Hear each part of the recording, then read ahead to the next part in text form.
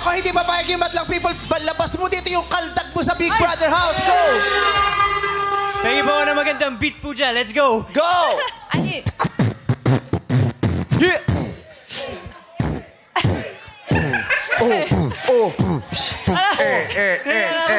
Yan yung kaldag na nung ginawa niya, umapaw yung pool. Talaga ba? Oo, Sa lakas ng pagkaldag? Correct! Bakit naman sila kumakaldag sa loob ng bahay? Ay, nako, hindi mo kasi pinanood. Pag pinanood mo yan, hindi ka na magtatanong. Will, pakita mo sa atean mo ulit yung kaldag. Para pagawa. Wow! Pero bago ma-impress yan, parang si Ralph ang na-impress. Grabe yung titig mo, Ralph. Parang first time mo nakita. Hindi ka pa ba nagsawa dyan dun sa loob ng bahay? May never ako magsasawa dito. Wow!